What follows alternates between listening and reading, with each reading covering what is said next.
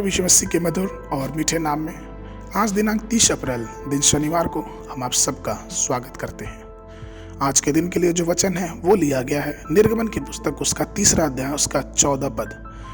परमेश्वर ने मूसा से कहा, मैं जो हूँ सो हूँ। फिर उसने कहा, तू इस्राएलियों से यह कहना कि जिसका नाम मैं हूँ है उसी ने मुझे तुम्हारे पास भेजा है। प्रभु में मेरे प्रिय लोगों, इसराइली जो मिस्र की दास्तास में 430 वर्ष तक रहे, उनके हाथ में युद्ध का कोई हथियार नहीं था। उनके पास फिरौन की सेना के विरुद्ध लड़ने की कोई ताकत नहीं थी।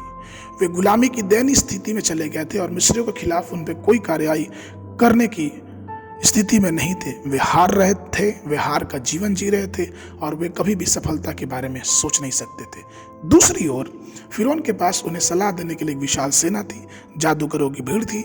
इसराइल उसके विरुद्ध खड़े होने की सोच भी नहीं सकता था। लेकिन ठीक उसी समय परमेश्वर यहोवा ने एक विजय प्रदान किया और ये विजय जो इसराइलियों को मिस्र की दास्ता से निकाल के लाया, इसके 2 कारण हैं।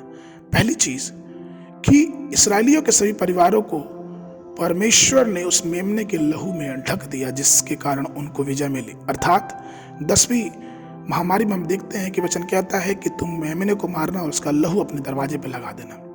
और उसके लहू के द्वारा जब मौत का सौदागर, जब वो परमेश्वर का दूत जो मौत का सौदागर था, जब उन घरों से निकला तो जिसके जिसके घर पे वो लहू लगा था उन सबको वो छोड़ता गया, और जिसके जिसके घर पे वो लहू नहीं लगा था वो सबको नाश करता गया। उनके पहिलौठों को नाश करता गया। सिर्फ मनुष्यों के पहिलौठे नहीं, लेकिन पशुओं के पहिलौठों को भी मारता गया। अर्थात सबसे पहली चीज, अगर इसराइली मिस्र की गुलामी से दासवता साथ निकले तो वो इसलिए क्योंकि उन्होंने मेमने के लहू पे भरोसा किया।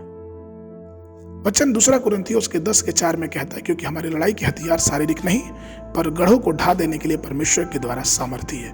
प्रकाशित वाक्य पुस्तक उसका 12:11 में वचन कहता है, और वे मेमने के लहू के कारण और अपनी गवाही के वचन के कारण उस पर जयवंत हुए और उन्होंने अपने प्राणों को प्रिय न जाना, यहाँ तक कि मृत्यु को भी सह ली। ठीक उसी प्रकार से प्रभु मेरे प्रिय लोगों, हमारे प्रभु और उद्धारकर्ता यीशु के बहुमूल्य लहू को अपने हाथों से थाम ले। उसने कलवरी से वो लहू बहाया और उस लहू में हमें छुड़ाया।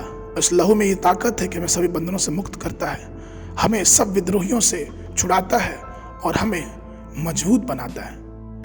इसराइलियों ने न केवल मिस्र की दास्ता से छूटे, लेकिन जब वो मिस्र से निकलने लगे तो उन्होंने बहुतायत से उस देश से सोना, चांदी और वस्त्रों को लेके निकले। अर्थात फसह का जो मेमना था, जो मेमने का लहू था, उसने एक झटके में उन गुलामी के 430 वर्ष को खत्म कर दिया। आज यीशु भी हमारे सब पापों को, हमारी सब बुरी आदतों को, हमारे बंधनों से छुड़ाना चाहता है। कारण यह है कि क्या हम उसके लहू को अपने जीवन में स्वीकार करने के लिए तैयार हैं। तो आइए अपने जीवन पे यीशु का लहू लगाएं और जयवंत उससे पाएं, क्योंकि वो हमें जीत दिलाता है। आज के मनन के लिए जो पद है वो लिया गया है इफिसियों की पत्री उसका 1 अध्याय उसका 7वां पद। हमको उसने अपने लहू से छुड़ाया, अर्थात अपराधों की क्षमा उसके उस अनुग्रह के धन के अनुसार मिला है। बाइबल अध्ययन के लिए सुबह के समय 1 राजा की पुस्तक उसका 8 और 9 अध्याय, शाम के समय लूका राजा सुसमाचार उसका 21 अध्याय 1 पद से लेकर 19 पद तक। परमेश्वर आप सबको आशीष देवे।